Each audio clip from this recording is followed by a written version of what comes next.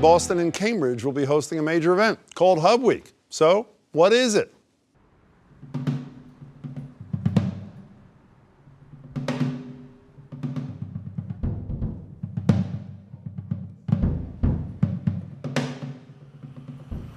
Still looking to know more? Joining me now with the answers are a couple of the minds behind it all. Linda Pizzuti-Henry is managing director of the Boston Globe, and HUBweek co-founder Michael Sandel is a political philosophy professor at Harvard, former member of the President's Council on Bioethics, who's hosting a master class, whatever that is, at Fenway as part of the HUBweek festivities. Good to see you both. I did a poll this morning at Starbucks. 10 people asked them, do they know what it is? 4 knew what it was, which is not bad. 3 said it was a bike sharing program, and 3 didn't know. So for the 6 who were clueless, what's HUBweek? HUBweek is a week-long gathering in Boston that is put on by Harvard, MIT, Mass General Hospital, and the Boston Globe to showcase the art, science, and technology that's happening here. Why are you doing this? Why? Because we have to. It's something that for our city, there's great work being done here, and we have to tell our story.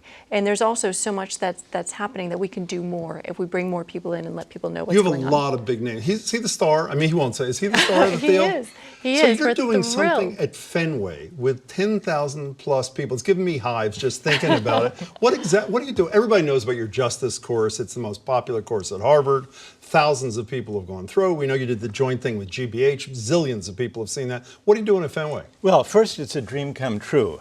And so I'm so grateful to Linda, who is bringing this off incredibly.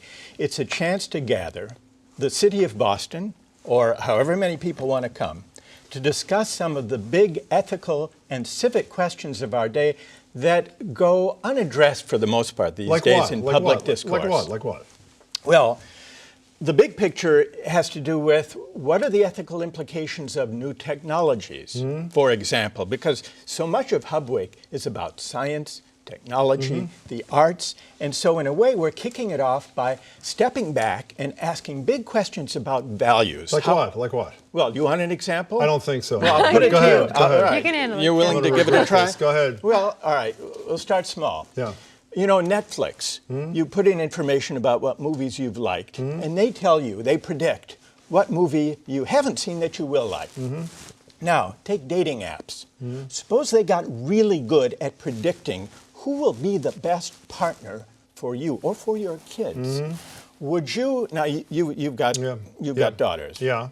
Would you feel, would you feel better if they trusted the advice of a very smart dating app or the advice of their friends? You got to be kidding.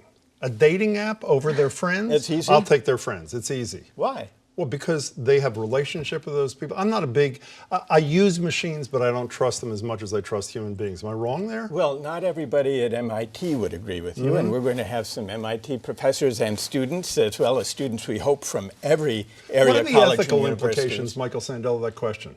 Well, the real question is, how smart can smart machines be, and can they do more than provide us with technical information and data gathering? Can they actually exercise human judgment? So it seems like a question about science and technology. It's really a question about us. Why don't you ask her that question? What's your answer? I would trust the machine. You would? I would. Okay. I would. Everybody brings their own personal judgment in.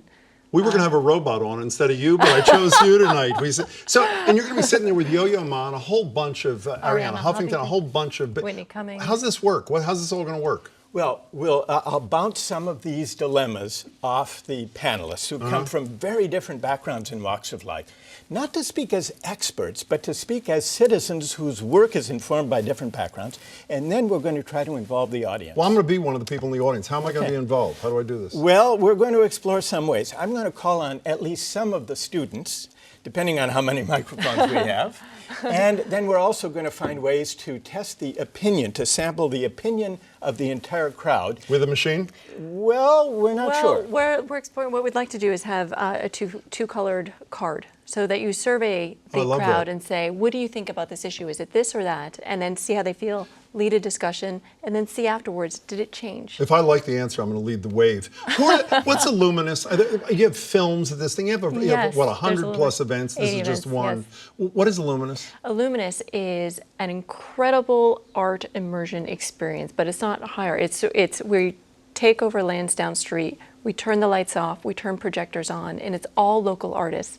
And it's everything from music to percussion. The back of the Green Monster on Lansdowne Street has been sound mapped.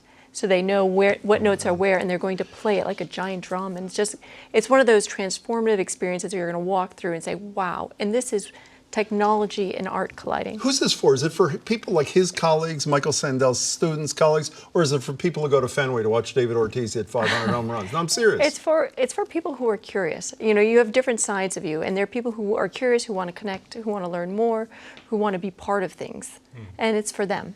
You should be doing the CNN debate Wednesday night. You know, have you ever thought about that kind of thing? Very good. Well, what this gives us a chance to do in Fenway Park is to offer a glimpse of what democratic citizenship, debating together big questions of values, might look like. I love the question you broach on Colbert. Is it fair that Alex Rodriguez makes $25 million a year and the average teacher only makes $45,000? I think I could predict what the answer in Fenway Park will be. I think that's. And by the way, I thought about it again with my kids. I'll take the machine. Linda Pizzuti Henry, good Thank luck you. October 3rd, 10th. Thank Michael you. Sandel, can't wait to see you in action. And you can find more information on HUBweek online at hubweek.org.